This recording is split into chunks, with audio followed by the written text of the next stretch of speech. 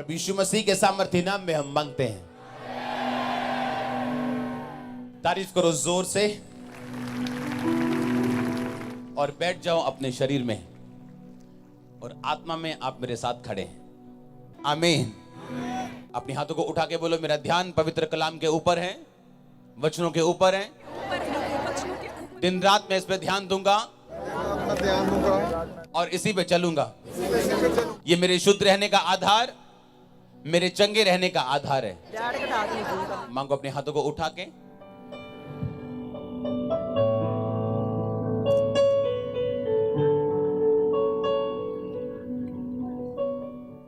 Hallelujah, आमीन। अपने पड़ोसी को बोलो, ध्यान से सुनना,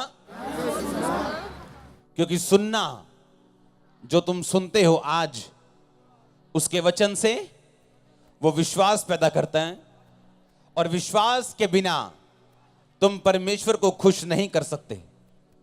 आमीन। संडे मैंने आपको बताया था कि अगर आप सक्सेसफुल क्रिश्चियन बनना चाहते हो और वो मसीह बनना चाहते हो जो परमेश्वर के नजदीक रहे, तो आपकी लाइफ में ये 5 चीजें होनी चाहिए थी। वो कौन कौन सी थी 5 चीजें? पहला क्या था? आपकी प्रेयर सेल्फ सेंटर्ड नहीं होनी चाहिए। आमीन। कि जब भी प्रार्थना करने के लिए बैठे तो सिर्फ अपनी प्रेयर कर रहे हैं हम। जब भी प्रेयर शुरू की तो अपनी प्रार्थना कर रहे हैं। जब भी प्रेयर शुरू की चंगाई की प्रार्थना हो रही है या जो मेरी जरूरत है उसके अनुसार प्रेयर हो रही है। इसलिए बाइबल कहती है तुमने जो मांगा वो पाया नहीं, इसलिए कि तुम व्यभिचार में उसको उड़ा दो। अब तुम मांगो तो पाओगे, क्योंकि तुम परमेश्वर की महिमा के लिए मांग रहे हो। आमीन। इसलिए अगर आज आप प्रेयर करने के लिए बैठे अपने घर में तो आपकी पहली प्रेयर होनी चाहिए जो वर्शिप होनी चाहिए। इसलिए प्रभु यीशु मसीह ने अपने चेलों को बोला था, जब तुम प्रार्थना करने के लिए बैठो तो बोलो, हे हमारे बाप तू स्वर्ग में तेरा नाम पाक माना जाए। लोगों ने इसको प्रार्थना समझ लिया कि ये प्रार्थना है। ये प्रार्थना नहीं थी। कोई भी प्रार्थना 2 मिनट की नहीं होती। आपको क्या लगता है कि प्रभु यीशु मसीह चेले को डांट रहे हैं, ए चेले तू 1 घंटा भी मेरे साथ जाग नहीं सका? तो जब चेले बोले प्रभु मुझे प्रार्थना करना सिखा, तो परमेश्वर 2 मिनट की प्रार्थना सिखाएंगे क्या? यीशु मसीह मिनिमम बोल रहे हैं कि तू 1 घंटा भी नहीं जाग सका मेरे साथ, डांट रहे हैं उसको। और जब चेले बोल रहे हैं मुझे प्रेयर करना सिखा, तो क्या 2 मिनट वाली सिखाएंगे? हे हमारे बाप तू आसमान में तेरा नाम पाक माने तेरा राज आए, 2 मिनट की प्रेयर सिखाएंगे? नहीं। ये एक प्रेयर का स्टाइल था कि जब तुम पहले बैठो तो बोलो तेरा नाम पाक माना जाए, उसकी वर्शिप करो पहले 15 मिनट, 20 मिनट, आधा घंटा। परमेश्वर ने कहा जब तू प्रेयर करने के लिए बैठे तो मांग कि तेरा राज आए, हे पिता तेरा नाम पाक माना जाए। जब तू प्रेयर करे तेरी प्रार्थना सेल्फ सेंटर्ड नहीं होनी चाहिए। कि जब भी परमेश्वर की हुजूरी में गए तो रोते और पीटते हुए गए, हे परमेश्वर तू नहीं जानता मैं कितनी दुखी हूं, तू नहीं जानता मैं कितना दुखी हूं, क्यों मेरा वीजा फेल हो गया, क्यों मेरे बेबी के साथ ये कर दिया, वो कर दिया, फलाने ने ये कर दिया। No no no no no no. आप जितने मर्जी दुखी हो, वचन नहीं मुड़ता उसका जो कहता है कि उसके फाटकों से धन्यवाद करते हुए उसके आंगनों में स्तुति करते हुए प्रवेश करो। पुराने टाइम में जब औरतें या बंदे राजा की हुजूरी में जाते थे तो इस तरह से जाते थे। राजा के सामने जाने से पहले बोलते थे, हे राजा तू चिरंजीवी रहे, तेरा नाम ऊंचा हो, तू लंबी उम्र पाए। वो ऐसे राजा को बोलते थे। तब बोलते थे कि राजा एक काम आया हूं, मेरा ये काम मुझे करना, आप कर दोगे क्या? तो राजा काम करता था। राजा के सामने निराश मुंह से जाने का मतलब ये होता था कि आपको राजा के ऊपर विश्वास नहीं है और आप राजा की ताकत पे भरोसा नहीं करते हो। और राजा लोग गुस्सा करते थे जब आप उनके प्रेजेंस में गिरे हुए मुंह और उदास मुंह के साथ जाते थे। तो सोचो, जो राजाओं का राजा परमेश्वर है उसके सामने अगर सही रीति के साथ नहीं जाएंगे तो क्या होगा हमारा? कितनों को समझ आ रही है? अब आपको यह पता है कि मेरी प्रार्थना सेल्फ सेंटर्ड नहीं होनी चाहिए। जब मैं प्रभु की हुजूरी में बैठूं, वर्शिप करूं, प्रभु को यह बताऊं, परमेश्वर मैं तुझे पसंद करता हूं, मैं तुझ में बढ़ना चाहता हूं, मेरी आत्मा को बचा, मैं प्रार्थना में बढ़ना चाहता हूं, मेरी कमियों को दूर कर, मुझे वचन समझने में सहायता कर, अपनी आत्मा से मुझे भर, अपने वरदानों से मुझे भर। और फिर आप अपनी प्रेयर बीच में डालोगे तो परमेश्वर मना नहीं करेगा आपको। दूसरा पॉइंट था सिर पे तेल की कमी ना होना। अगर तेल है तो शैतान निशाना चूकता है। आमीन। तीसरा क्या था? अपने बीज का ध्यान रखना। परमेश्वर ने कहा परमेश्वर का राज्य ऐसे बीज के समान है, ऐसे राई के बीज के समान, जब वो बोया जाता है तो छोटा होता है, लेकिन जब बड़ा उसमें बोया जाता है तो बड़ा होता है। जिस क्रिश्चियन व्यक्ति ने अपने बीज का ध्यान नहीं रखा, अपने बीजों को बोया नहीं, चाहे वो पैसे में हो, चाहे वो प्रार्थना के हो, चाहे वो खुशी के हो, चाहे किसी की मदद करने के हो, वो फलों को और पेड़ों को और फसलों को काट भी नहीं सकता। अगर आज आपको भूख लगी हो बहुत ज्यादा और उस कनक का आप आटा बना के खा जाएं तो फसल नहीं आप ले सकते, क्योंकि वो कनक आपको बीजने के लिए दी गई थी। कई बार आप परमेश्वर से ब्लेसिंग मांगते हो कि परमेश्वर मुझे 5 लाख चाहिए ये घर में एंटर करने के लिए, थोड़े से पैसे रहते हैं, और परमेश्वर आपको 50,000 देता है बोने के लिए, एंटर करने के लिए नहीं। मेरी लाइफ की टेस्टिमनी है ये। वो बीज बोने के लिए होता है, जब हम बोते हैं तो फलवंत होता है। अपना बीज कभी मत खाओ। आमीन। चौथा पॉइंट क्या था? नम्र रहना। आमीन। और सेल्फ इन्फ्लिक्टेड डिजीज, यानी अपने आप को खुद दुखी करना। कैसे? जिस तरह बाइबल कहती है वो दुष्ट आत्मा वाला व्यक्ति अपने आप को पत्थरों से घायल करता था। अपनी बीमारी का कारण खुद होना, गलत खाना, अपना वेट बढ़ा लेना, बाद में प्रेयर लाइन में खड़े हो जाना, मेरे गोड्डे पे दर्द, प्रेयर कर दो जी। हाँ, चाहे डॉक्टर लाख बार बोली जाए कि आपके घर का पानी खराब है, आरओ लगवा लो, फिल्टर लगवा लो, नहीं जी पैसे नहीं है, लेकिन 20,000 का पित्ता निकलवा लेंगे, फिल्टर नहीं लगाएंगे। सस्ती चीज खा लेंगे गंदी वाली, वो कोई प्रॉब्लम नहीं है, पर डॉक्टर को जब पैसे देने पड़ेंगे वो ठीक है। ये सेल्फ इन्फ्लिक्टेड प्रॉब्लम्स होती हैं जो परमेश्वर नहीं देता, इंसान की अपनी मुश्किल, उसकी अपनी ना समझने की ताकत, क्या बोलूं मैं इसको, उसकी अपनी इग्नोरेंस, इंग्लिश में बोलते हैं इसे, अज्ञानता की वजह से। पांचवा क्या? नम्र रहना। आमीन। किस घर में गए थे प्रभु यीशु मसीह लास्ट भोज खाने के लिए? जिस व्यक्ति ने घड़ा उठाया हुआ था पानी का, हाँ या ना? पानी के घड़े व्यक्ति नहीं उठाते थे। अगर आज आपके घरों में मैं चला जाऊं पंजाबी लोगों के, तो अगर एक बंदा पोचा मारता हुआ मिलेगा तो आपको कुछ अलग महसूस होगा, हाँ या ना? वो नम्र व्यक्ति था, परमेश्वर ने उसके घर में लास्ट खाना खाया, क्योंकि ये आम बात नहीं थी एक व्यक्ति का घड़ा उठाना। हालेलुया।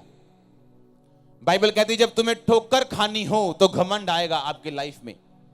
जब आपका ठोकर खाने का टाइम नजदीक आ गया हो आप घमंडी हो जाओगे, और जब ऊंचे होने का टाइम नजदीक आ गया हो आप नम्र हो जाओगे। लेकिन नम्रता और यहोवा के भय मानने का फल धन, महिमा और जीवन होते हैं।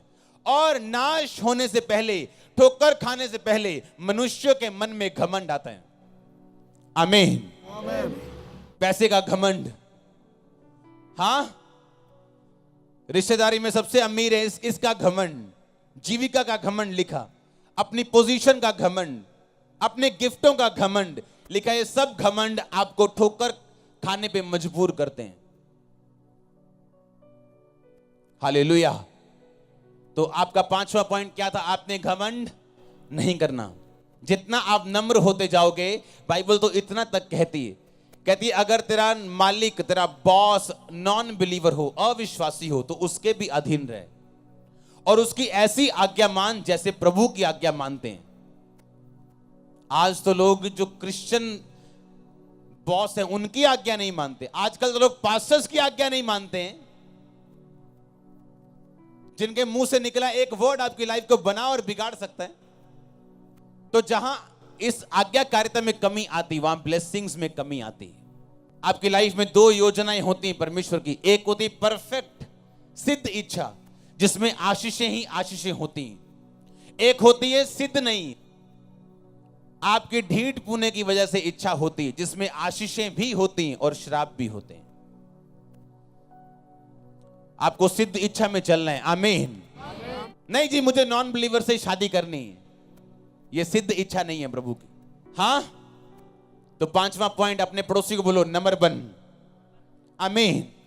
6वां पॉइंट जो आपकी लाइफ में होना चाहिए, मैं आपको 10 पॉइंट दूंगा, अगर आपने फॉलो किए तो कांग्रेचुलेशंस है। एक वचन मैं पढ़ूंगा बाद में, आपने उसे ध्यान से सुनना। यशाया 55 उसकी 11 आयत में लिखा, परमेश्वर ने कहा जो वचन मैं अपने मुंह से निकालूंगा वो व्यर्थ मेरे पास वापस नहीं आएगा। बोलो ऊंची आवाज में, जो वचन मैं अपने मुंह से दूंगा वो व्यर्थ मेरे पास वापस नहीं आएगा। ये किसने कहा? परमेश्वर ने। किसको? आपको। अब ध्यान से सुनना। आपकी तरक्की के बीच में, आपके चमत्कार के बीच में और आपके बीच में एक ही चीज का फासला है। वो फासला, उसका नाम है रेमा वर्ड। रेमा वर्ड उस वचन को बोलते हैं जो वचन परमेश्वर आपको डायरेक्ट देता है। अंधे होके मत चलो। बोलो अपने पड़ोसी को। एक बार 3 लड़कियां जा रही थी मीटिंग में, क्रूसेड हो रहा था, मीटिंग में जा रही थी, रास्ते में बाढ़ आ गई, बारिश आ गई, बाढ़ आ गई, नदी उफान पे चली गई। उन्होंने कहा परमेश्वर क्या हमारा परमेश्वर नहीं है क्या? क्या पतरस ज्यादा स्पेशल था? छलांग मारी तीनों ने कि पतरस की तरह हम भी पानी पे चलेंगे, तैर के डूब के पहुंच जाएंगे। तीनों डूब गई, तीनों मर गई। वो देश अविश्वासी देश था। अगले दिन अखबारों में आ गया, कहां गया ईसाइयों का परमेश्वर, कहां गया पतरस का परमेश्वर, कहां गया वो परमेश्वर जो पतरस को पानी से बचा लाया था। अब वो परमेश्वर कहां चला गया? आप जानते, जब पतरस को प्रभु ने पानी पे चलाया था तो परमेश्वर को पतरस ने क्या कहा था? पतरस ने कहा था, प्रभु अगर तू ही है सामने मेरे तो मुझे तू मुंह से आज्ञा दे कि मैं पानी पे चल के तेरे पास आऊं। पतरस ने यह नहीं कहा परमेश्वर मैं आ रहा तेरे को पानी नहीं चल के मैनू संभाल ले। पर पतरस ने कहा अगर प्रभु तू मेरे सामने खड़ा है ना तो मुझे आज्ञा दे, मैं पानी पे चल के तेरे पास आना चाहता हूं। परमेश्वर ने कहा आ जा, तो पतरस पानी पे चला। इसे बोलते हैं रेमा वर्ड, जो खास प्रभु आपकी लाइफ में आपको देता है। वो मिलता कैसे? सुनो ध्यान से। अब मैं आपको बताता हूं। एक सफल और असफल व्यक्ति के बीच में रेमा वर्ड का फर्क है। एक असफल और सफल बिजनेसमैन के बीच में रेमा वर्ड का फर्क है। एक सफल सेवकाई और फेल सेवकाई के बीच में रेमा वर्ड का फर्क है। एक बीमार क्रिश्चियन और एक चंगाई पाने वाले क्रिश्चियन के बीच में रेमा वचन का फर्क है। वो रेमा वचन सबके लिए नहीं है।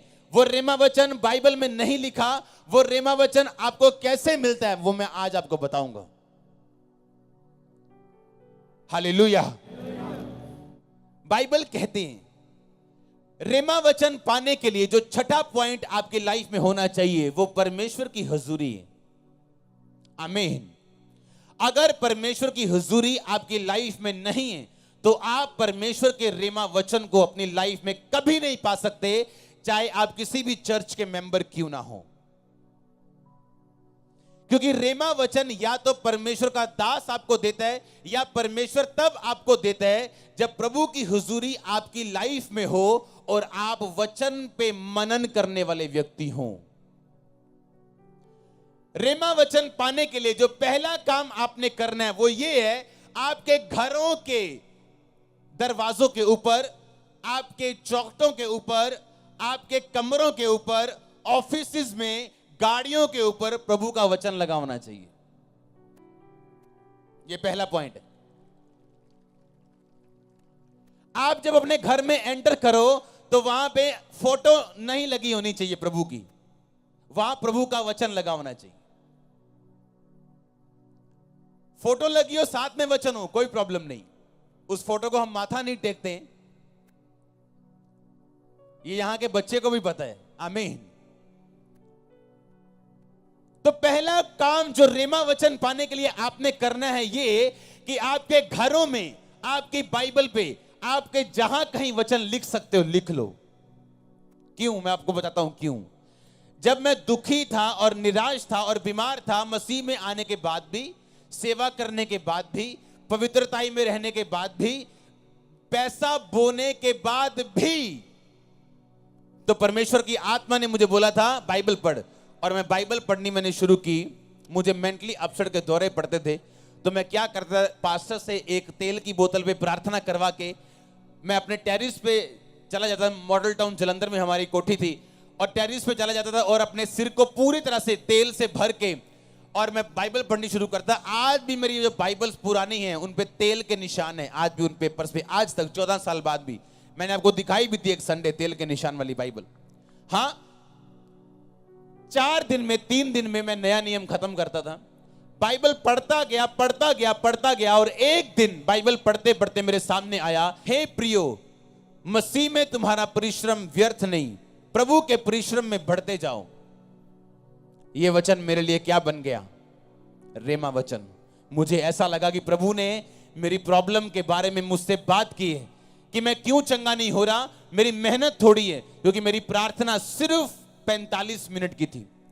15 मिनट में गोल टेबल पे हाथ रख के ऐसे करके प्रार्थना करता था, और 15 मिनट में 3 बार घड़ी देखता था मैं, कितने मिनट हो गए? अच्छा 5 मिनट हो यहाँ, ले 15 मिनट। और 15 मिनट प्रे करके मेरे को ऐसा लगता था कि मैं दुनिया का सबसे बड़ा धर्मी बन गया हूं। हाँ, और परमेश्वर कहता था नहीं, अगर तू हील होना चाहता है तो अपनी परिश्रम को बढ़ा। प्रभु में किया गया परिश्रम व्यर्थ नहीं जाता। मुझे ऐसे लगा कि मेरे दिल पे किसी ने ये वचन मार दिया हो कि अगर मैं मेहनत करूंगा तो इसका मतलब मेरा परिश्रम व्यर्थ नहीं जाएगा और प्रभु मुझे उत्तर देगा। ये मेरा रेमा वचन था। आपका नहीं है, ये आपका नहीं। आपको अपना खुदा दे सकता है, अभी दे सकता है, मेरे मुंह से दे सकता है, आपको बाइबल पढ़ते वक्त मिल सकता है। आपको तभी वो मिलेगा अगर मेरे मुंह से भी मिले, या बाइबल से मिले, आत्मा से मिले, अगर आप प्रभु के साथ पूरे हो तो। नहीं तो जब रेमा वचन आपके दिल में घुसना चाहेगा, वो आपको कभी भी मिल नहीं पाएगा। जोर के तारीफ करो, जोर से आमीन। आप समझ रहे कि नहीं? ये मेरा रेमा वर्ड था, आपका नहीं है। अपना रिलेशन बनाओ परमेश्वर से अगर चाहिए तो। अगर आपकी लाइफ में खुदावंद की हुजूरी नहीं है, मैं लिख के देता हूं, आपको कभी रेमा वचन नहीं मिल सकता। आपको वचन मिल सकते हैं, अच्छा पाप नहीं करना, व्यभिचार नहीं करना, अच्छा ये नहीं करना, वो नहीं करना, पर रेमा वचन जो आपको चमकाने के लिए खुदा ने दिया हुआ है लेकिन आप तक पहुंचा नहीं। आपको सूर्य की तरह चमकाने के लिए परमेश्वर ने रिलीज किया है, पर आपको मिला नहीं। वो कब मिलता है? जब प्रभु की प्रेजेंस आपकी लाइफ में होती। परमेश्वर की हुजूरी उस वचन को जिंदा करती है, उसमें सांस फूंकती है, जो आपके लिए खास रचा गया, जो बाइबल में लिखा हुआ है, पर आप तक अब तक पहुंचा नहीं। यह फर्क है एक क्रिश्चियन में और एक सफल क्रिश्चियन में। आप 20 साल चर्च जा सकते हो और बिना रेमा वर्ड के क्रिश्चियन हो सकते हो। It is possible. इसलिए लोग बोलते हैं मैं 40 साल से चर्च में हूं, मैं 10 साल से चर्च में हूं, लेकिन क्यों फर्क नहीं पड़ रहा? भाई रेमा चाहिए तेरे को, वो वचन चाहिए जो रेमा हो। जो बाइबल आप पढ़ते हो वो लोगोस वचन है।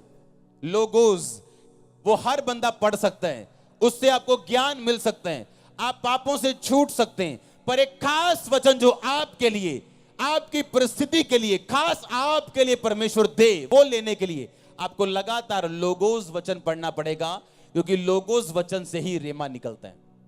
अगर आप लोगोस में नहीं हो, अगर आप बाइबल रीडिंग में नहीं हो, नॉर्मल बाइबल रीडिंग में नहीं हो, आपको रेमा वचन कभी नहीं मिल सकता। हालेलुया। शैतान कभी भी रेमा वचन से नहीं जाता, वो लोगोस से जाता है, वो लिखे वचन से जाता है। पर आपकी लाइफ में जो काम होता है वो रेमा वर्ड से होता है। लेकिन मैं अब शैतान के बारे में अभी इतना नहीं जाऊंगा, उसमें गहराई में नहीं जाऊंगा। जिस बात के लिए मैं बोल रहा हूं मैं उसी में रहूंगा। आमीन। तो आपको क्या करना है? आपको प्रभु की हुजूरी में रहना है। अगर कोई पाप है प्रभु की हुजूरी में जो आपको दूर करता है उसकी हुजूरी से, उसे छोड़ दो। कोई गुनाह है, ढिठाई है, छोड़ दो। कोई ऐसी चीज है जो प्रभु को नाराज कर रही, उसे छोड़ दो, मत करो उसे। क्योंकि अगर प्रभु की हुजूरी नहीं होगी तो मेहनत व्यर्थ जाएगी, आपके पास्टर की भी, आपकी भी। और दूसरा क्या? आपके घरों के बाहर, आपके कमरों में, आपकी बाइबल्स पे, जहां लिख सकते हो खुदा का वचन लिखो, अपनी शर्ट पे लिख के रखो। इतना दिमाग में घुसा लो वचन कि एक दिन वो वचन जाग जाए आपके लिए। आमीन। तो रेमा वचन पाने के लिए आपको क्या चाहिए? परमेश्वर की हुजूरी और वचन के ऊपर ध्यान। अपनी दीवारों के ऊपर, एंट्री में, डोर्स पे आपने क्या लगा के रखना है?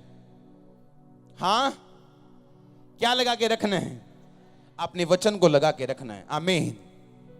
क्योंकि अगर प्रभु की हुजूरी आपकी लाइफ में नहीं है, आप ओपन हो अटैक के लिए, शर्मिंदगी के लिए, गिरने के लिए, किसी भी चीज के लिए शैतान आपके रास्ते ओपन है अगर प्रभु की हुजूरी आपकी लाइफ में नहीं है तो। वही बाप सुरक्षा कर पाता है जो बच्चा उसके कहने पे हो। जो बच्चे कहने से बाहर होते हैं, बाप निकलवा देता अखबार में, मेरा फलाने फलाने के साथ कोई लेना देना नहीं। हाँ, कोई लेन देन करे तो खुद जिम्मेवार है, क्योंकि ये मेरे कहने से बाहर है। आमीन। आप अपने बाप के कहने के अंदर हो के बाहर, ये आपका दिल जानते हैं, मुझे बताने की जरूरत नहीं। आप जानते हो कि आप अपने स्वर्गीय बाप के प्रभु यीशु मसीह के कहने के अंदर हो या नहीं। हालेलुया। जोर से बोलो हालेलुया। आमीन। छठा, प्रभु की हुजूरी आपकी लाइफ में होनी चाहिए। सातवां, ताकि वचन रेमा आपको मिल सके, जो कि वचन पे ध्यान करने से ही आपको मिलता है। आमीन। अब आपने ये देखना है कि कैसे आप अपने दिल और दिमाग को वचन से भर सकते हो, ताकि वो रेमा वचन आपके अंदर एक दिन जाग जाए। वो कभी भी जाग सकता है। मुझे बाइबल पढ़ते महीनों हो गए थे जब वो जागा था। आप ऐसे नहीं कर सकते कि आज मैं 2 घंटे बाइबल पढ़ूंगा, मुझे रेमा वचन चाहिए। हो सकता है आपको 6 महीने ना मिले, पर बहुत सी बातें आप सीख जाएंगे बाइबल से। वैसे प्रभु आपसे बात करेगा, जिंदगी सुधर जाएगी, और एक दिन वो वचन भी आपको मिलेगा जो आपके लिए बना हुआ। आमीन। तो बाइबल को आपने किसी लालच के तहत नहीं पढ़ना कि आज मुझे प्रभु का वचन मिल जाए जो मेरे लिए बना हुआ। आपने इसको पढ़ना है बस परमेश्वर की इच्छा को पूरा करने के लिए, उसकी सिद्ध इच्छा को जानने के लिए। आमीन। और अगर छठा प्रभु की हुजूरी है, सातवां आपको रेमा वचन अगर मिला, तो आप सफल में होंगे, आप चंगों में होंगे, आप सफलता, ब्लेसिंग्स और आशीष वाले क्रिश्चियन लोगों में होंगे। और आमीन ऊंचा चाहिए मेरे को। बाइबल कहती, परमेश्वर ने कहा, जब तू उपवास करे, अपने पड़ोसी को बोलो जब। अगर नहीं, बोलो तेरा वाला अगर है। आमीन। आप समझ रहे कि नहीं?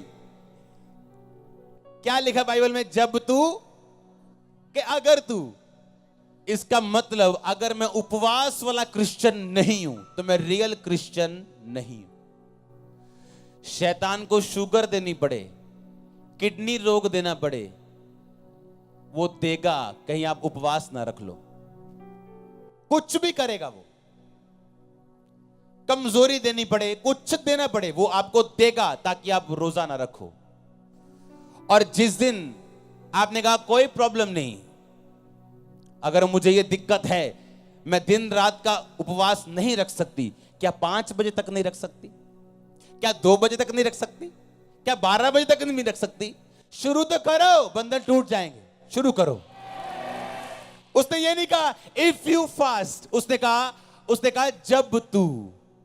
ये नहीं कहा अगर तू, उसने कहा जब तू।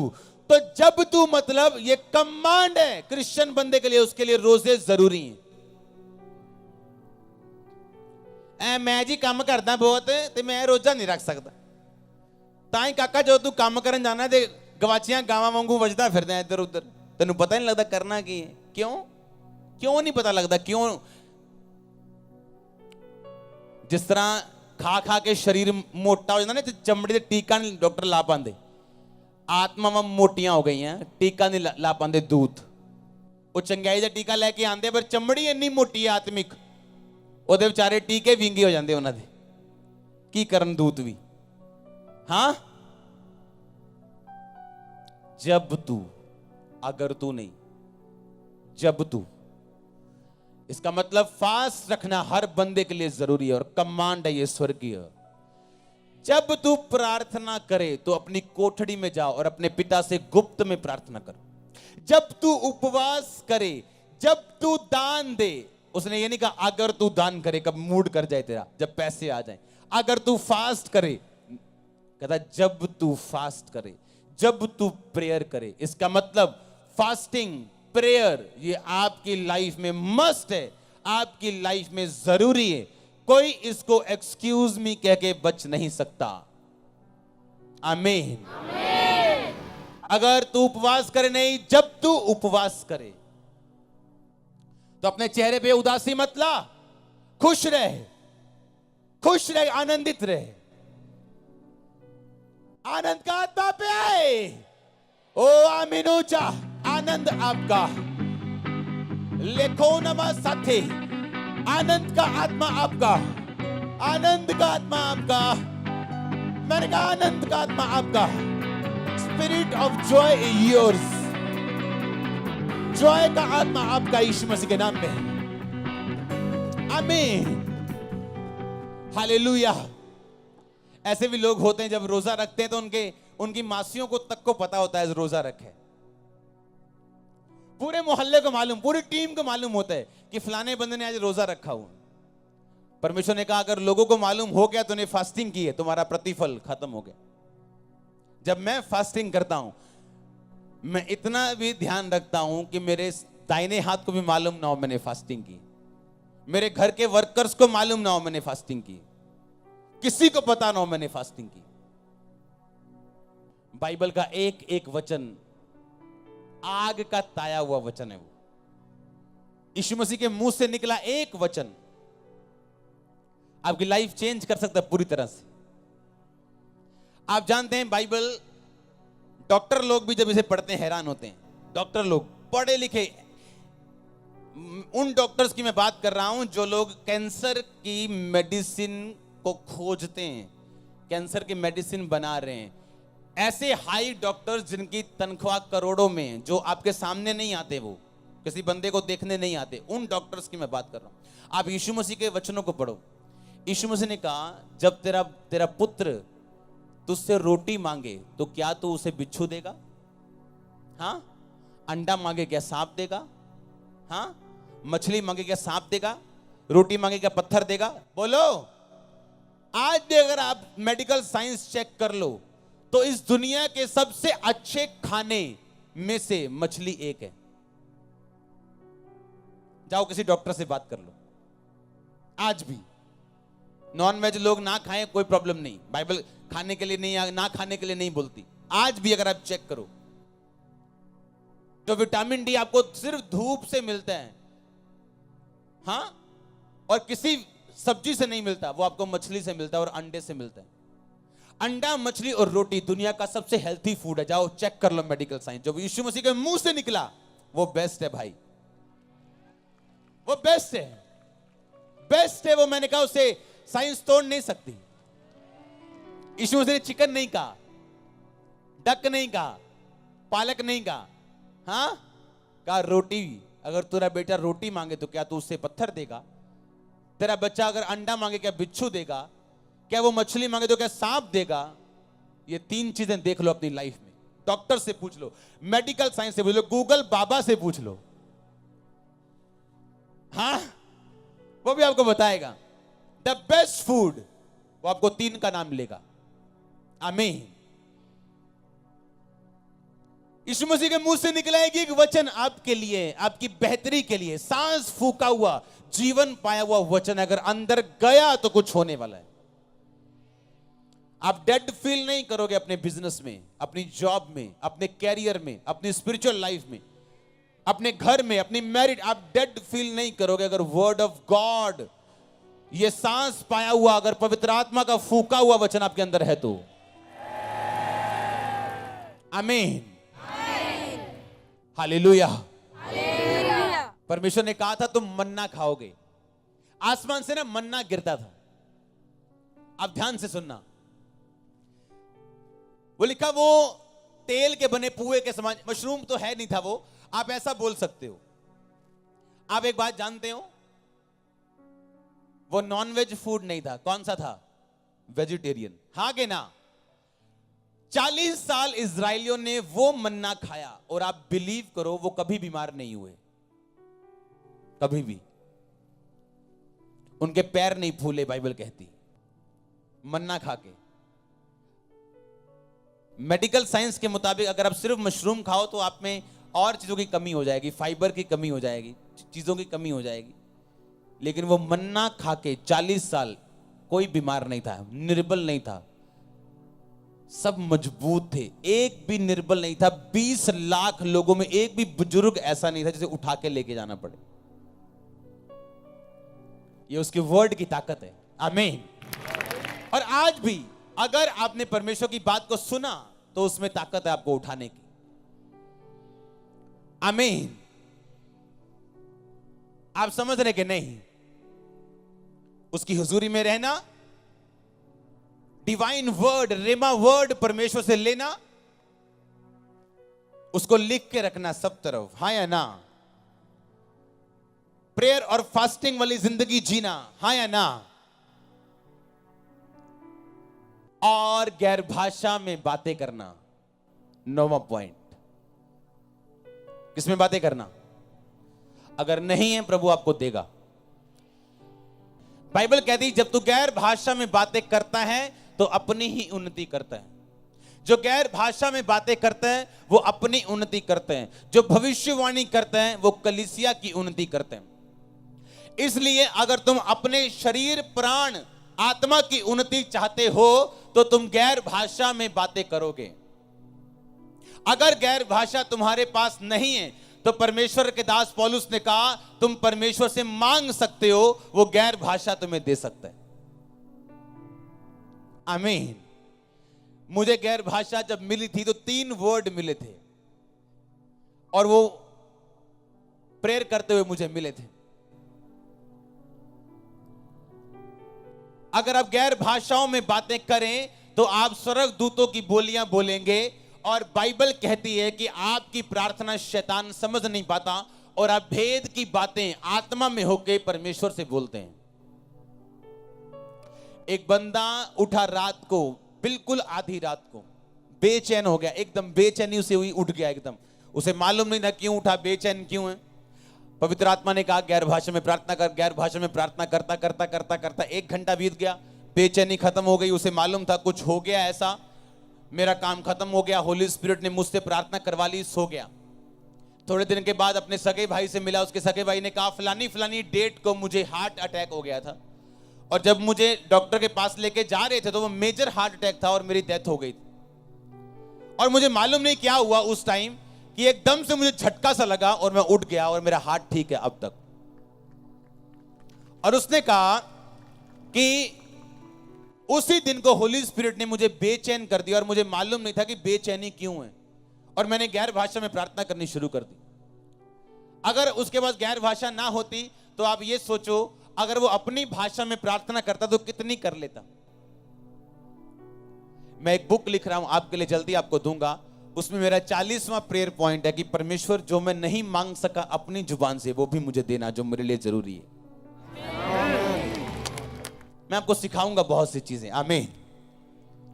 तो उसमें उसको मालूम हुआ कि उस दिन होली स्पिरिट ने उसे उठाया और उसके भाई को बचाया। तारीफ करो होली स्पिरिट के लिए जोर से। आमीन।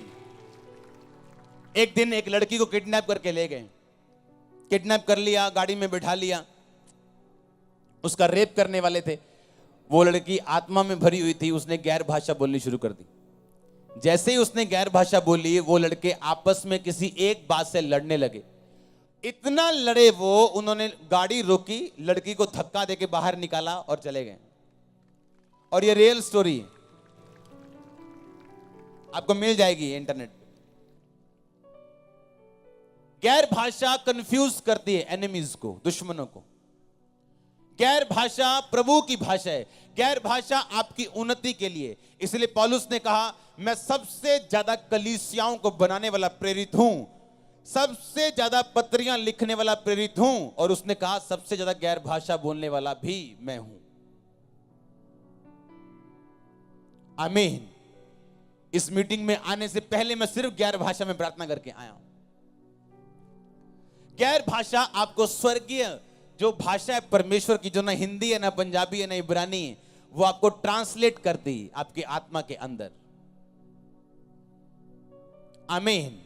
फिर आपको मालूम होता है पुलपिट पे किसी की रसौली निकली है और आपको लगता है कि शायद मैं विश्वास से बोल रहा हूं, किसी की रसौली निकली।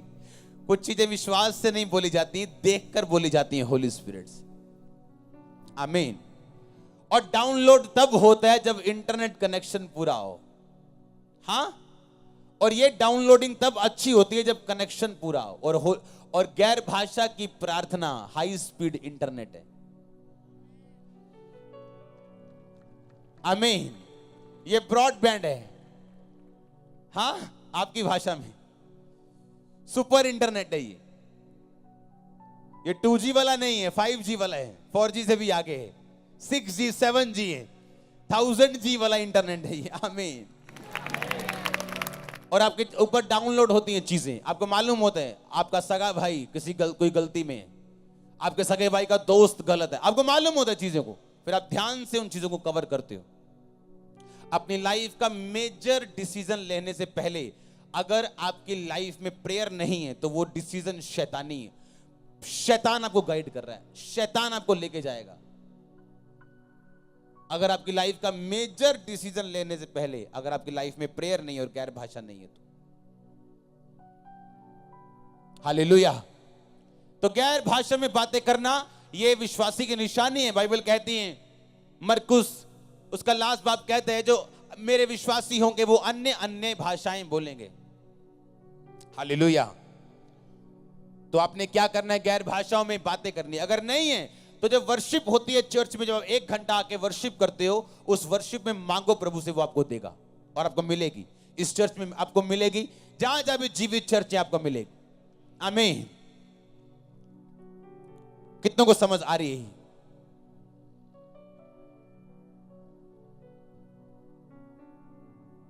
बोलो अपने पड़ोसी को, बोलो हुजूरी में रहना, डिवाइन रेमा वर्ड लेना, प्रार्थना उपवास में रहना, ये तेरे लिए जरूरी है। ऊंची आवाज बोलो आमीन, आमीन। ये आपके लिए क्या है? जरूरी है। लास्ट पॉइंट जो आपकी लाइफ में है वो ये, कभी भी अगर चाहते हो कि होली स्पिरिट से आप भरे रहो और आपकी लाइफ में रुकावटें ना हो, तो सब नॉन बिब्लिकल डिस्कशन से बच के रहना। आमीन। जितनी बातें, जितनी डिस्कशन, जितनी कथा कहानियां जो लोगों के पास आप बैठते हो, जो चुगलियां, जो बातें जितनी नॉन बिब्लिकल हो, उनसे बच के रहना हमेशा। क्योंकि मैंने बहुत बार देखा है डिस्कशंस करने के दौरान परमेश्वर का आत्मा लोगों को छोड़ के चला जाता है।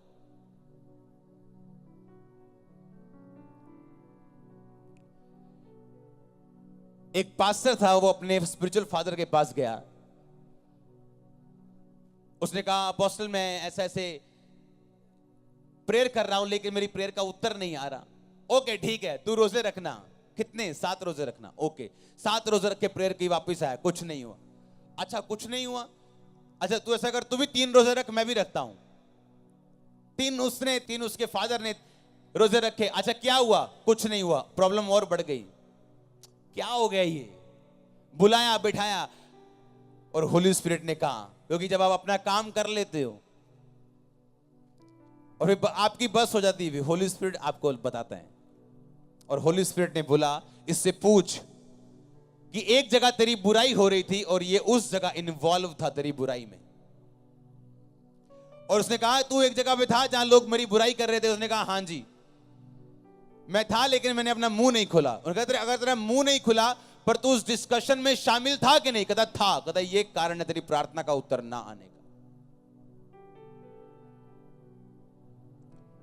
नॉन बिब्लिकल अनहोली डिस्कशन से हमेशा बच के रहना।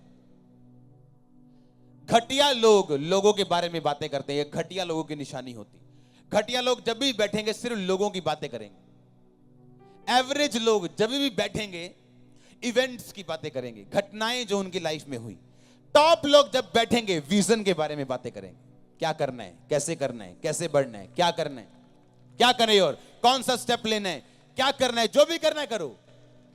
और घटिया लोग जब बैठेंगे लोगों के बारे में बातें करेंगे, वो ऐसा है, वो ऐसा है। ये घटिया लोगों की निशानी है। ऐसे घटिया लोग ना तो कहीं खुद पहुंचते हैं और ना अपने चेले बालकों को कहीं पहुंचने देते हैं। नोट कर लेना, मैं भी यही हूं, आप भी यही।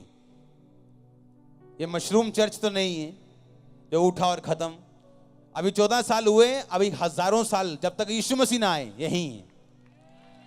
तो ये आप भी इसके गवाह होंगे और मैं भी आपका गवाह हूंगा। घटिया लोग और उनके चेले बाल के ना खुद कहीं पहुंचेंगे ना उनको पहुंचने देंगे।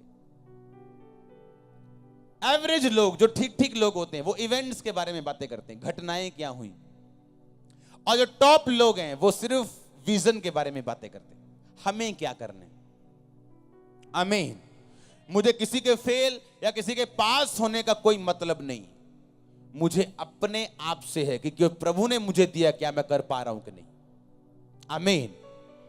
अच्छे लोग, बेस्ट लोग अपनी डिस्कशंस विजन के बारे में करते हैं, अपने दर्शन के बारे में।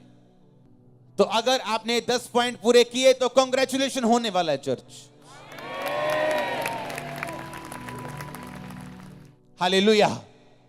आप देखेंगे किस तरह आप आगे बढ़ते जा रहे हैं और किस तरह रास्ते खुलते जा रहे हैं, वेज ओपन होते जा रहे हैं, किस तरह से होली स्पिरिट आपके रास्ते ओपन कर रहे हैं, किस तरह से डिवाइन हेल्पर्स वो आपकी लाइफ में भेज रहे हैं।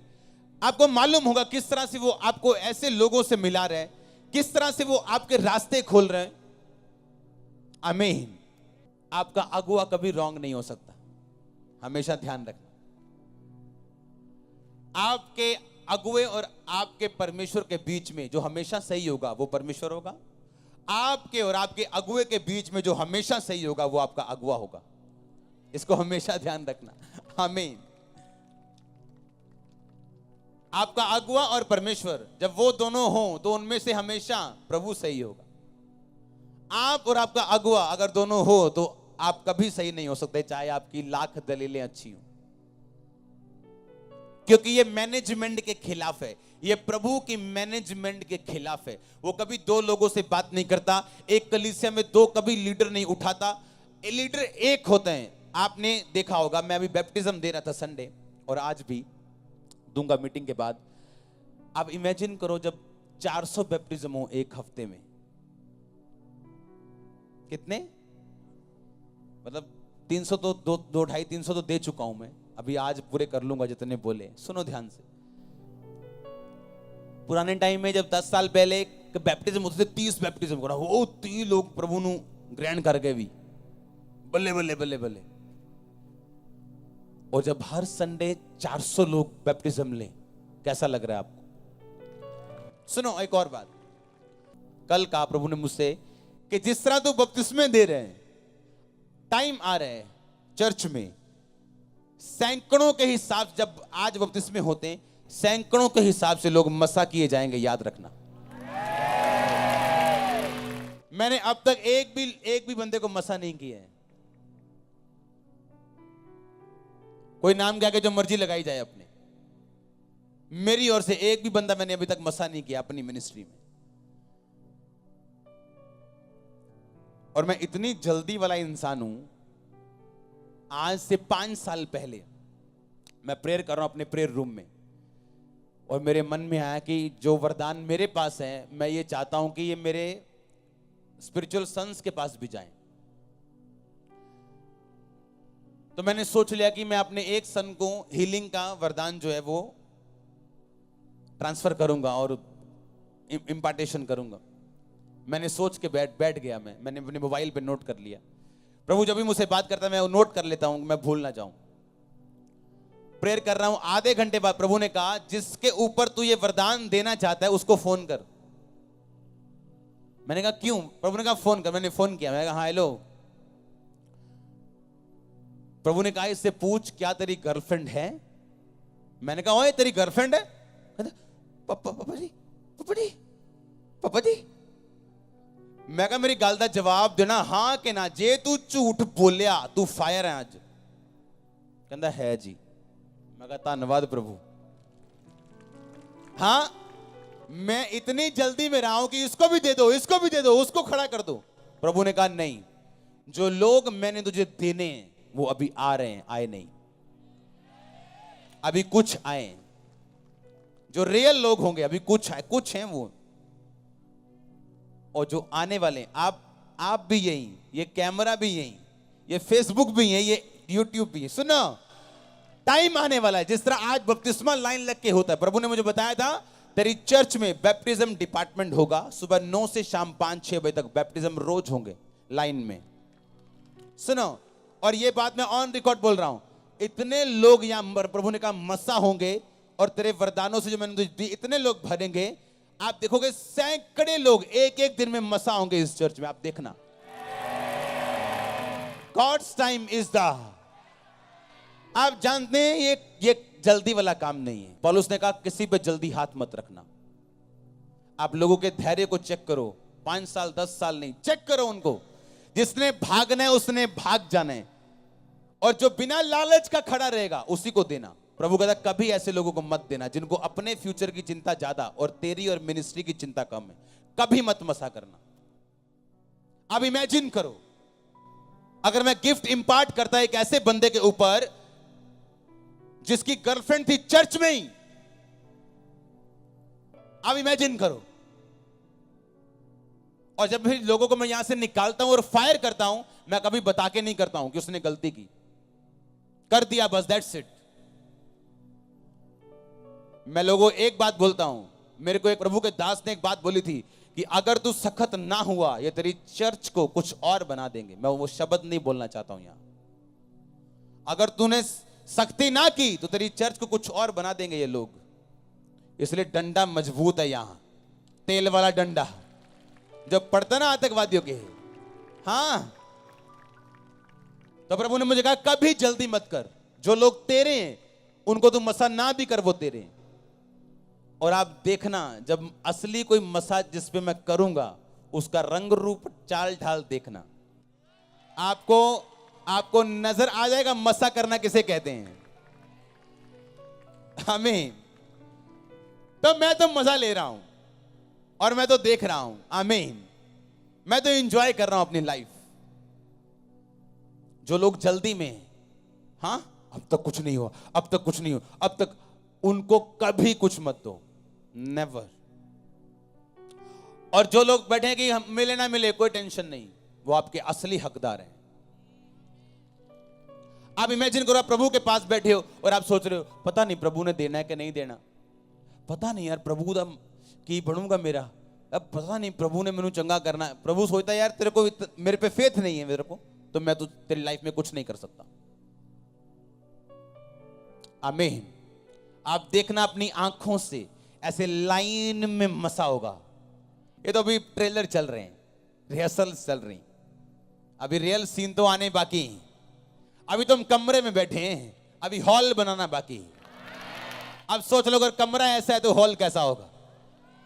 आमीन। और ऐसे होली स्पिरिट आपको आगे लेके जाता है।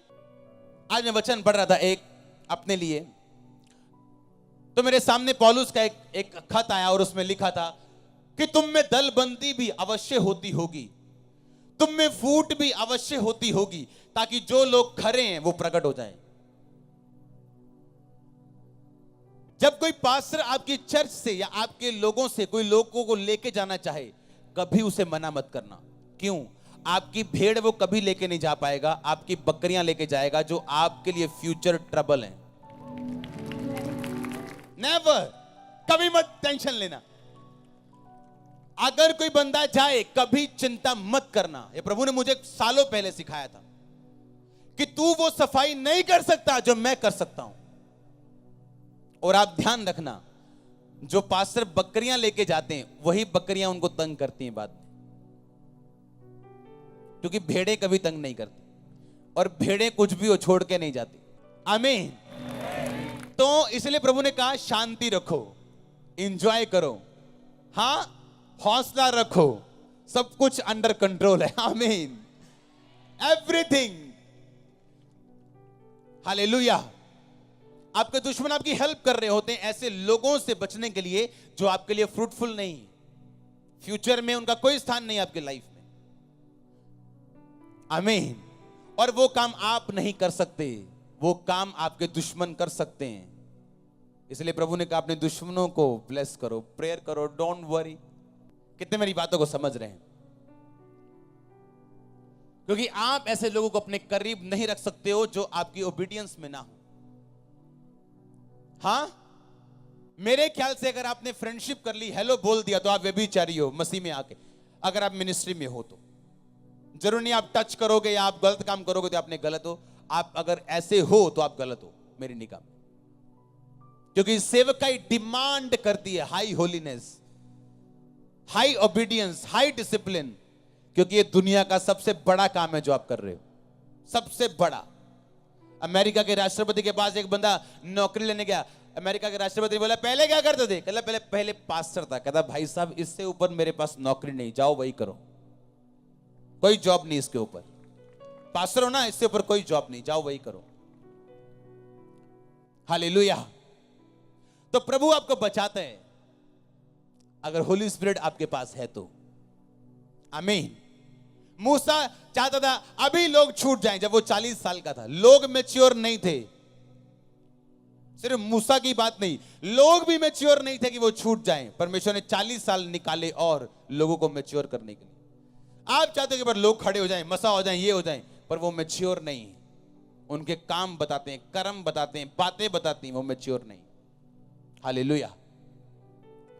लेकिन जो काम आज नहीं हुआ वो कल होगा, प्रभु करेगा और बेटर नहीं बेस्ट करेगा। और ये वचन होली स्पिरिट की ताकत से सील हो चुका है। परमेश्वर का आत्मा मुझसे करे आमीन। ऊंचा शिशु जी चर्च। हालेलुया। आप संडे का वचन दोबारा सुनेंगे इंटरनेट से, आज का वचन दोबारा सुनेंगे, लिखेंगे, नोट्स बनाएंगे तो नोट किए जाएंगे। बोलो अपने पड़ोसी को नोट्स बना, ताकि तू नोट किया जाए। जिसने नोट्स नहीं बनाए वो नोट नहीं किया गया। God bless you all. आमीन। ऊंचा शिशुंची। आमीन। ऊंचा शिशुंची। मैंने कहा गॉड ब्लेस यू ऑल। आमीन।